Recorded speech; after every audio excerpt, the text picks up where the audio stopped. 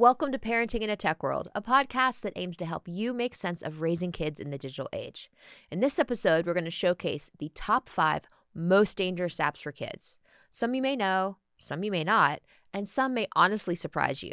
We've got the lowdown on what to look out for, what to block, and what to make sure you're teaching your child when it comes to online dangers.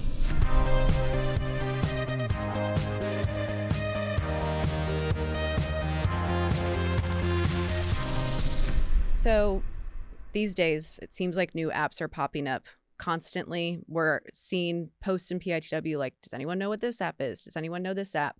But there's always a consistent group that we would deem the most dangerous apps. Right. So what exactly are the 5 that we would consider the most dangerous ones that parents need to know about?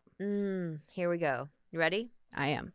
Snapchat, Snapchat, Snapchat, Snapchat, and Snapchat. Well, if it could work that way, absolutely it would, because it is the worst. Oh, it's the worst. But for real, there are 4 others in addition to Snapchat. Snapchat is our top number 1 most dangerous app for kids, followed by Discord, Kik, Roblox, and X, formerly Twitter. Cool. Yeah, I mean, those are the ones we often hear a lot about. And I was just actually looking through our annual report from last year, and these were the contenders when we break everything down based on most dangerous app flagged for sexual content, violence, bullying, whatever it might be. And Snapchat, let's see. Last year was flagged second most for severe suicidal ideation. Depression, body image concerns, severe bullying. They were third for hate speech, severe violence. They were also third. So they're always at the top of the list. All right, well, let's dive deeper into why these apps are dangerous specifically. Yes. What we consider the things that parents should know about when it comes to each app, the things they need to consider.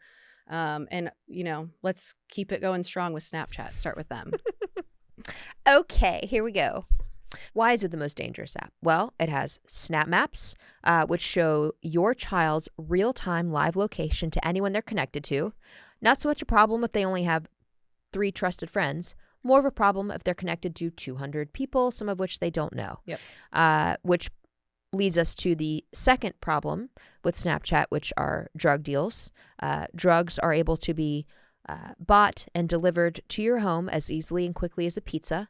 We can all think about the heartbreaking story with Dr. Laura Berman, Samuel Chapman, which is why they're pushing for Sammy's Law. We can actually cover that in a different episode. But so many children have died because of drugs they have been able to purchase off of Snapchat. They think they're getting a Xanax, and instead they're getting something laced with fentanyl. So moving on to number 3, nude photos, right? There is nothing wrong with age-appropriate sexual curiosity. I want to reiterate that. There is a problem with children sending and receiving nude images because it's literally against the law. Yep. It's possession or distribution of child sexual abuse material, CSAM. And when you are talking to your children just about why they want to use an app, it's important to talk about the purpose of why the app was developed. And Snapchat was developed originally as the Peekaboo app to send and receive disappearing nudes. And so you've got to think about, why are we letting our kids use an app whose sole purpose was for sharing disappearing nudes?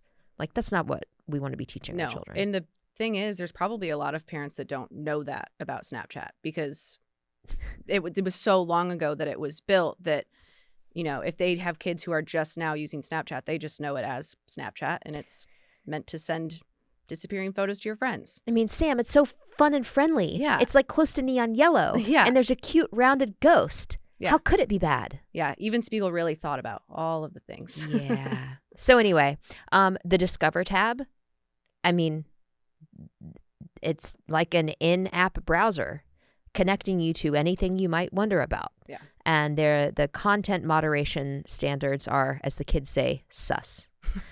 Next thing is just friend drama around location sharing, or getting kicked out of certain group chats, etc. Like, it's a whole nother level of bullying and being left out. on a scale that is much graver and grander than what we experienced growing up.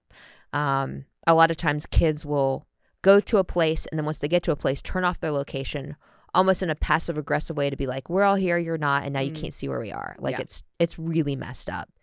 On top of that, the bullying, the overt bullying, the things that kids are saying to each other in this app. Yeah.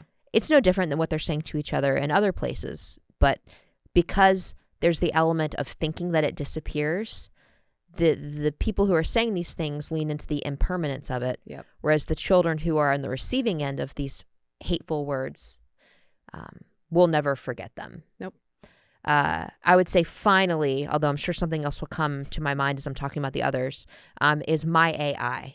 So yes. the in-app ability to talk to a chatbot that is not a human, that has no empathy or emotion or reasoning, that can lead children astray and has been shown to lead children astray, encouraging them to hide drinking habits from their parents, unsafe practices with regards to sexual relationships with adults while they're still children. I mean, there's a lot to unpack there. Yeah. And you don't need your children going to Snapchat My AI to ask the important life questions. Yeah. But Snapchat thinks it's fine. Of course they do. Right. So anyway, that's just scratching the surface around the dangers of Snapchat. But we'll move on. Yeah. Because we don't have all day. We don't. But if we had all day, we could absolutely go all day with Snapchat. We absolutely could. In fact, hey, surprise, I'm still talking about Snapchat.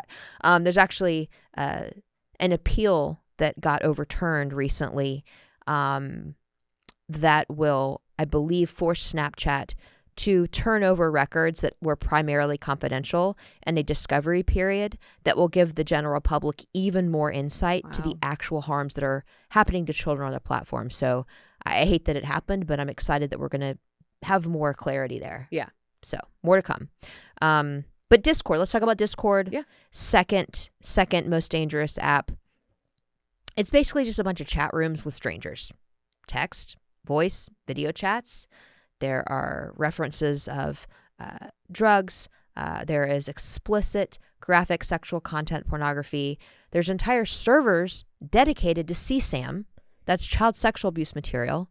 There are grooming and accounts of kidnapping taking place there. Now, what I will say, actually for all of these apps, Snapchat included, also with Discord, can your child use these apps and have a relatively safe experience? Can they not encounter any of these things? Sure. Yeah. It's absolutely possible. I'm not saying that your child will definitely be harmed as a result of using these or spending time here. I'm really not trying to be like alarmist. Right. I just want you to know what is possible and or likely, not based on my emotion and not even based on the fact that, yes, I'm with a for-profit company that helps parents keep their kids safer online by monitoring these apps. I'm telling you this based on our data. Yeah. And our data doesn't lie. Yep. These things have happened to children in large quantities on these platforms, and you need to know about it. So the third most, I was going to say most popular, the third most dangerous app for children is Kik. A lot of parents have never heard of this, and I get it, but it is a cesspool. It really is. There are so many times where we at Bark have gone undercover as a child online to try to showcase entities like, ABC, Good Morning America, etc., what's really happening to kids on these platforms. And one of the places we go right away is Kik, because we can quickly find some really gnarly stuff there. And I'm a little nauseous right now because those images, those messages are burned into my brain of things that people thought they were saying to and asking of a child. But it wasn't a child. It was me. It was Jody. It was other people on our team. And just sexually aggressive messages sent from strangers in public chat rooms. There really is no reason anybody needs this app. And a lot of times predators will try to convince your child to go from, let's say, a gaming chat, in Roblox or somewhere else, to these places that are more encrypted, like Kik. Yep. And that's a big flag that we need to tell our kids, like, hey, if you're ever chatting with somebody online and they seem really nice and friendly, but they ask you to move your conversation to another place, like Kik, big problem. Yeah. You're not in trouble. You didn't do anything wrong. I'm not going to make you stop playing that game, but I need to know, and we need to report this person. Yep. Because they could be hurting other children. Yeah. So. And I Kik. think one thing that we talk about with all of these apps and platforms is the predators and the scammers, they go where the kids are, which is why they're going to these apps specifically, because they know that that's where, unfortunately, whoever they're planning to prey on is. I agree. And we'll move on to the number 4th most dangerous app. And a lot of you parents are going to be like, what? But it's Roblox. Yeah. Roblox is the most popular place for kids. I'd say ages 5 to 12, if not older. Yep. But it's also currently the most problematic. In fact, a recent scathing report came out calling it a predator's hellscape for children, I think. Something like that. Yeah. It's pretty bad. Not a good headline for them. Not good press at all. Bad PR day for Roblox. Yes. And as a result, they have committed to rolling out stronger parental controls. Now, I commend them for that. We have not tested them fully yet, so I can't say whether they're better or not. I will say that it requires the parent to create an account, which surely helps their user numbers. Yes. Which they may or may not have been inflating. Another episode for another day. But it's currently not a great place for children. And until we can prove that it is a better, safer place, I will still lean on that. Yeah. And I will say they have good content moderation filters. You know, if you go in there and just try to like type your address, you know, it won't let you give that PII, that personally identifiable information, which is great. But then you're up against inappropriate games called things like condo games where characters simulate sex. You can chat with predators. There are scams that prey on vulnerable children. There's a lot of just inappropriate, not even inappropriate, but like disheartening for humanity type things. Like, let's beat up the pregnant woman or let's beat up the homeless people. Like, not funny. Yeah. And just why? Right. Or like Diddy games. Yes. Or I think you said Escape to Epstein Island was one of them. Right. And it's like, sure, you know, if you're an adult comedian doing a bit about those things in pop culture, there's a fine line between dark and funny, right? Timing is everything in comedy. But for a child who can't understand the nuances of comedy and tragedy and what's appropriate humanity, it's just not what our children need to be spending time on. Yeah. It's just not. So Roblox, do better. And I say this as a mom who let her child play Roblox. So finally, is X. Again, used to be called Twitter. And we just have one bullet point here. Thank you, Haley, for that. And it's ridiculous amounts of porn. That's in quotes. Like, ridiculous amounts of porn. X recently updated their community terms. You know, I do applaud a lot of things about the platform. And there's a lot of things that are just really admirable about the way Elon Musk has gone about being innovative in the world, right? Like, no one can argue that he's brilliant and is working on a lot of innovative things.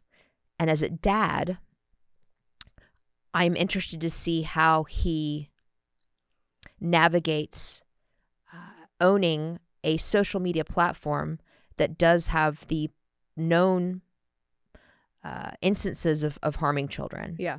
You know, I'd love to know what is his stance? Like, how do you feel about porn and your children being exposed to it? Yeah. Do you think it's healthy for them?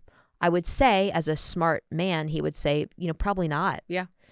So anyway, and Linda Yaccarino is the CEO. So I, you know, don't even know how much day-to-day input he has on the operations or community standards. Right. But I do know that when he took over, you know, there's a lot of slashing of jobs.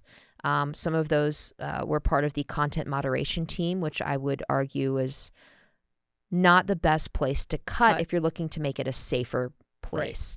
You know, I am all about free speech. There's a lot of things I love about Twitter, now X, where I could go to get unfiltered real-time info from first-hand accounts, not media outlets, but like people who were there on the ground experiencing things that were happening. Like that was really powerful and innovative. But on the flip side, you know, it's the internet. Yeah. And the open, unfiltered internet is not a place for children. No.